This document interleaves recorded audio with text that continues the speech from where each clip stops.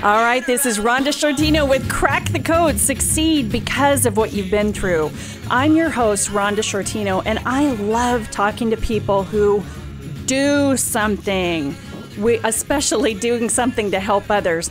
We all know people who talk about things and tell others what they should do or really ought to be thinking about doing or whatever, but gosh, you never just, take that leap and do something. So the theme of our show today is an ordinary woman on an extraordinary mission. I am so excited to have the guest that we have today. Tara Shatsky is a owner of a successful design firm in Southern California. She specializes in the renovation and design of large apartment communities. And in her spare time, and I kind of say that tongue in cheek because I've been a business owner and I've been a mom and, trying to raise a kid and run a business and deal with employees and deal with clients and do the actual work that you created the business to do is just completely consuming. So I don't know how this woman did it, but in her spare time, she created an organization that gives housing and work to women who have been rescued from sex trafficking. You do not want to miss this story, so do not touch that dial. This is Rhonda Sciortino with Crack the Code, Succeed Because of What You've Been Through. We're here today, and we're going to talk to a wonderful woman who reached out and has done something and continues to do something to help women who have been rescued from sex trafficking. Tara Shatsky, thank you so much for joining me today. Hello. Good to be here. Well, I appreciate that you've taken time out of your busy schedule to talk to us. So let's just dive right in. I want you to tell our listeners about your nonprofit organization that you started, Finding Freedom International. Well, Rhonda, Finding Freedom International came about when I was in Thailand and Sri Lanka in 2005, January 2005, and the tsunami that hit Southeast Asia.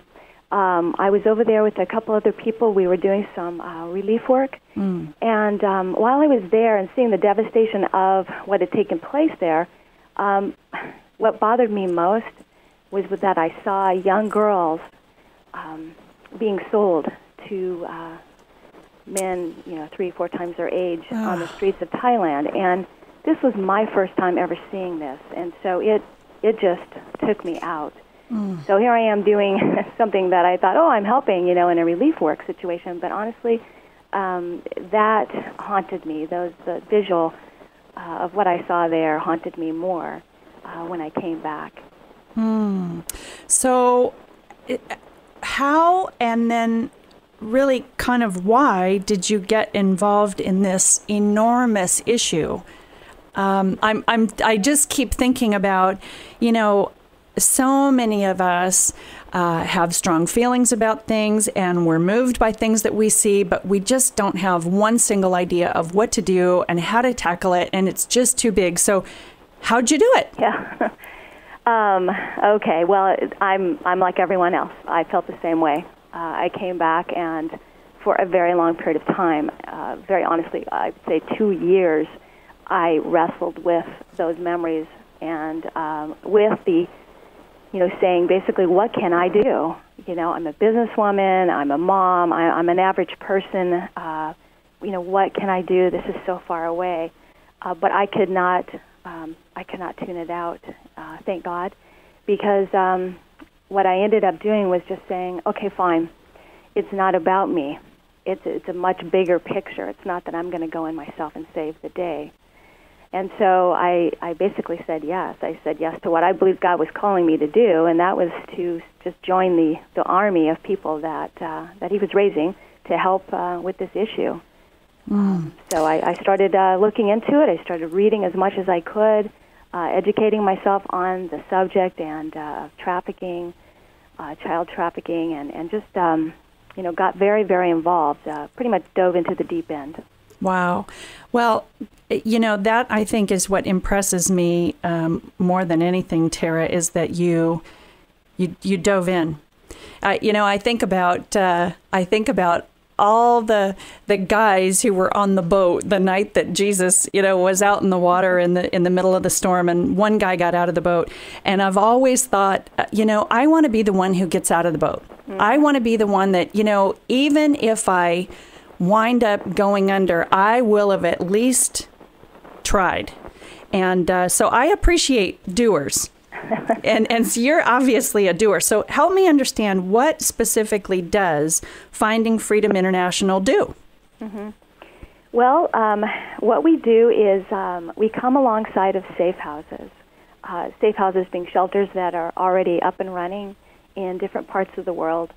I felt that after I did dive in, as you say, and found out as much as I could about what was going on, I met a lot of amazing people that were doing great things. And one in particular in Thailand, a couple that started a safe house there, and they've been up and running for about 8 or 9 years now. And I became good friends with them. And as I started to really see and witness firsthand what they were up against day in, day out, danger and lack of funds and lack of support emotionally, and also the tools to even help these girls heal from the trauma that they had been through. I really felt that what I was supposed to do was to pull together an organization, to start an organization that would help support them. So rather than starting our own safe house, we come alongside of safe houses, and we provide for them in a variety of ways. Well, tell us about some of those ways. What does that really look like?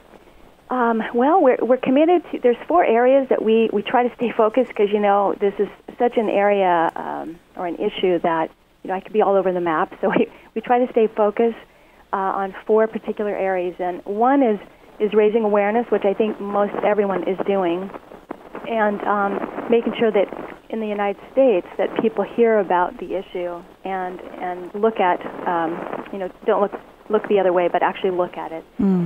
Secondly, raising funds for the safe houses, because they are, again, in the trenches day in, day out. My heart goes out to these people who have given up their lives to care for, these young girls and boys who have gone through this. And so we raise funds to help them so that they don't have to go out and do fundraising. They still do, but we can help with that.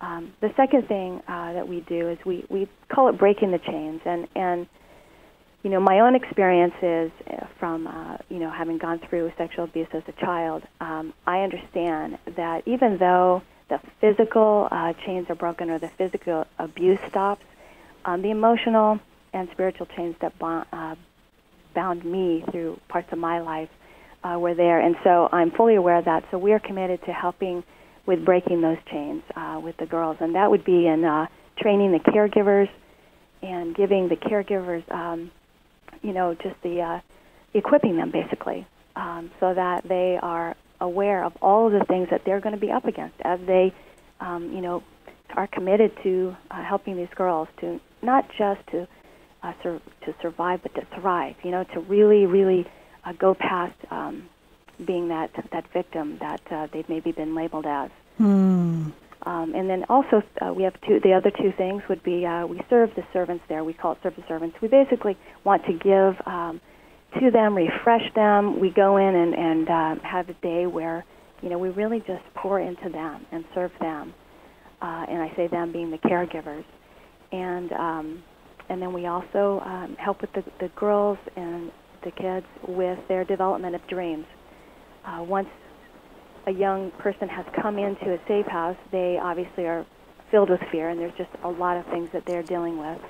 But once they start to trust again, it's pretty amazing. They actually begin to dream, and we encourage them to dream and help develop those dreams, those personal dreams, so that they, that they can move past their pain.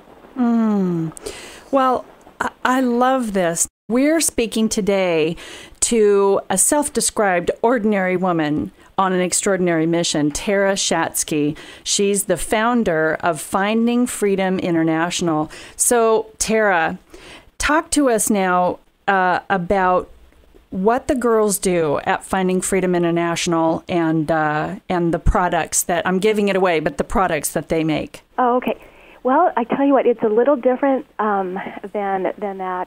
What we do is because most of the girls that we work with, and I want to be careful to say girls because right now we're going to be working in Costa Rica, and there will be boys there that we'll be working with too. But most of them that we work with are under the age of 18, and so we actually do not ask them to make products. What we do is we have people make products here.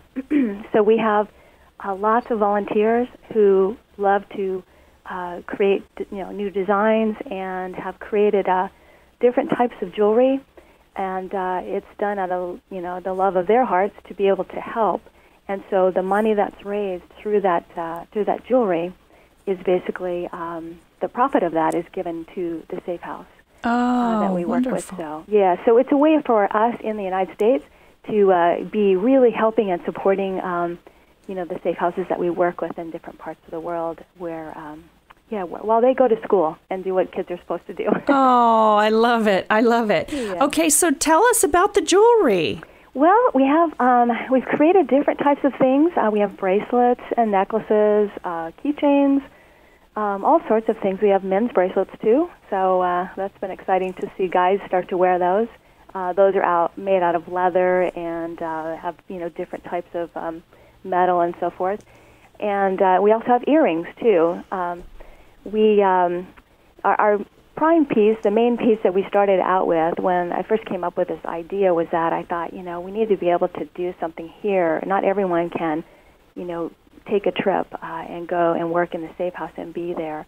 So, but people were wanting to help, and I said, let's get creative. Let's use your skills and talents to come up with some, great designs. So, we have the first one we came up with was called a dream carrier, and that was again based upon the idea of helping to develop dreams. So, we talked with the young girls. We started with those in Thailand, and we talked with the girls there, and we got them to write down their dreams and talk with us about their dreams, and then what they would like to do as they grow up. And we have those dreams, and we've put them inside these tiny little lockets, these little prayer carriers, and they're on bracelets. And so, if someone buys one of these, then and they're not very expensive, they're beautiful, and they're like $35. But if someone buys one of these, then they also are reminded to, think about that child and pray for them and really help to personalize their, connection with that girl's dream. Oh, Tara, I love this. This reminds me of years ago, the POW bracelets. Rhonda, that's exactly where I got the idea in my head. Really? I used to wear one of those, yes. Oh, my goodness. Yeah, I always was so moved. I think I wore one for a while, and my prisoner of war returned safely. Mm-hmm. And so I don't know whatever happened to that bracelet. But I love the idea that a piece of jewelry is not just for adornment, but that it really is a reminder of another human being, a person who needs help and needs prayer and is trying, right, to overcome the adversity that they've experienced through no fault of their own. So, right. I just want to encourage everybody. I know I'm going to go to Tara's website and buy one of these bracelets for every one of my girlfriends. So I want to encourage everybody to do that. So, Tara, you had mentioned you kind of went past it quickly, but I want to come back to something, and I hope it's not too terribly uncomfortable for you, but you mentioned that you were a victim of sexual abuse as a young child. Yeah. And, I don't want you to talk about anything that's not comfortable for you, but I think that it's important to make the point to our listeners that I stand for people succeeding, not just despite what they've been through, but specifically because of it. Because whatever we've gone through in life, and everybody's pain is real to them, I don't think it's a good idea for any of us to be comparing our journeys as though, one is more traumatic than another, but everybody's pain, whatever it is real to them, and too many times people get stuck in it. But I'm so impressed by the fact that whatever you experienced as a young girl, you didn't stay with that. You didn't stay in that kind of victim mentality. You overcame it. You moved beyond it. And then specifically, I think, because of what you went through as a child, your heart was tenderized when you saw those little girls with men 3 and 4 times their ages. So is that something that you would talk to us a little bit about today? Oh, sure, absolutely. It's interesting. As a child, I was 5, the age, and I don't remember specifically because some of that is still blocked out.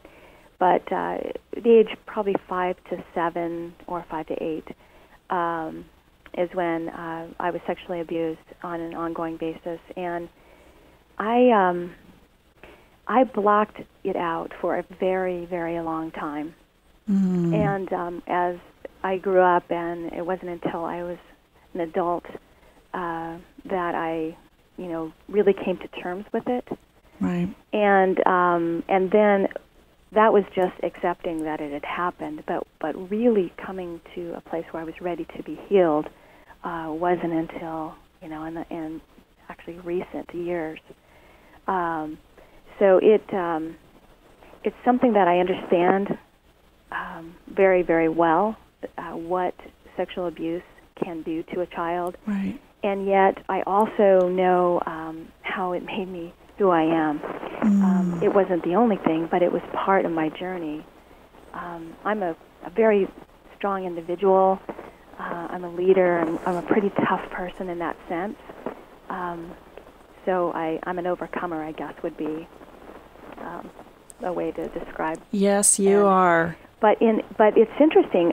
It's not because life was handed to me easily. It was actually I had tough parts of my life, but I can look at those and say, wow, this is okay because it was a part of who made what God made me that way. In that I was a very strong individual, and so He's using all of that. He uses the pain too. Oh, isn't that the truth?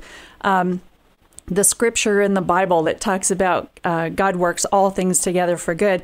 And I know I'm only quoting part of the scripture, but we don't have a lot of time today. I strongly encourage whenever I throw out a scripture, go look it up and and check me on it and make sure I'm right. But I always have to stop and say, He said all things, not just the things that we think are good and not just the fun highlights of our life. He actually works the really ugly things, together for good. I don't think He brings any of that on us. Right. But there's evil in the world, and when evil enters into our life, the Creator of the universe has a way to sort of work it out for good. And sometimes some of these things, and I'm thinking about, you said that you put off doing something after you became aware of what was going on. You put it off for a couple of years. And I think that's such a human thing to do, is to say, this is so big, and who am I? And here you are, the owner of a successful design firm, and you're redesigning apartment complexes and whatever. So, obviously has nothing to do with rescuing victims of sex trafficking. Right. And yet you didn't let that stop you. And I think so many people, I've heard so many people through the years of working with foster parents and child welfare organizations across the country, so many people have said, well, I don't have a degree in social work. I wouldn't know what to do. Or I don't have a degree in psychology. I'm ill-equipped. I wouldn't know where to start. And so therefore they don't start at all. Right. And you did it. You jumped in. And I love what you said about you jumped in, but you gathered the information first. Mm-hmm. And did your research to know what the needs were, rather than going in and setting up another safe house. And maybe reinventing that wheel. You found a way to plug in that, evidently made sense, and there was a gap there that needed to be filled. Right. Yeah. The people that we have worked with and that, again, are in the trenches day in, day out, my heart went out to them as much as it did to the girls, frankly, because I saw their desire to help so much, and yet they were exhausted. And I thought, wow, they need to be lifted up. Right. They need to feel supported and that they're not alone. Right. So those people are literally giving their lives. Right. Wow. Yeah. Well, and they're in danger at times too. So there's just so many needs. I mean, in praying, it's not something to think of lightly. I know that's the first thing that any group that we work with asks for. So, which always, every time, shocks me, but it's amazing to see that is the greatest need. They want to feel supported and loved in that way, that as you would pray for them. Right. Well, listen, Tara, I'm going to ask the listeners now, not only those listeners in Southern California, but the people all over the United States that hear this broadcast through iTunes and, on the rhondasradioshow.com website. I want to ask everyone, first of all, take a minute and go to my website, rhondasradioshow.com, and get the contact information for Tara Shatsky and for Funding Freedom International. Check out that website. And before you do anything else, pray for this organization and pray for everyone involved. This doesn't cost anything. I'm not asking for something that's going to be a terribly costly thing or a terribly time-consuming thing. It doesn't take but a minute to send out a heart-filled prayer for this organization and for the boots on the ground, the people who are literally doing the work and who just have to be just humanly exhausted because it's such a big job. So please do that. Thank you. And also go to that website and check out the jewelry. There are lots of good nonprofit organizations out there who are desperately in need of donations. And I'm sure that Finding Freedom International could use donations as well. But one of the things that I love about this organization, you can tell that it was started by an entrepreneur because there are products for sale. So a way that you can support this organization is to go on and buy, bracelets, earrings, necklaces, keychains. There's something for men and for women, and make those your gifts for your friends this year, for their birthdays, for holidays. They're not terribly expensive, but it's a gift with a meaning that is going to support this organization and the good people who do this work. So I need to wrap up. So here is one self-described ordinary woman who's doing an extraordinary thing. And I want to ask you, what can you do? I ask myself every day what I can do to help someone else. One day, one person. Let's all determine to leave everyone better off than when we found them. Now, next week, I want you to tune in Sunday at 11 o'clock if you're listening live in Southern California, or anytime on rhondasradioshow.com or Rhonda's Radio Show on iTunes. There is a story next week that you're not going to want to miss. This show is sponsored by Markel Insurance Company, the premier protector of child-caring organizations. For more information on Markel, go to childinsurance.com or go to the rhondasradioshow.com website. We have their contact information there. Every week I give a bit of advice, and this week's advice, everyone can do something to make their world a better place. Do at least one thing today, and your world will change for the better. There's more information in my blogs, my Facebook and Twitter posts, rhondasradioshow.com, in my book, Succeed Because of What You've Been Through, and the prayer that covers it all. And the last word today, Dale Carnegie said, the only way to get the best of an argument is to avoid it.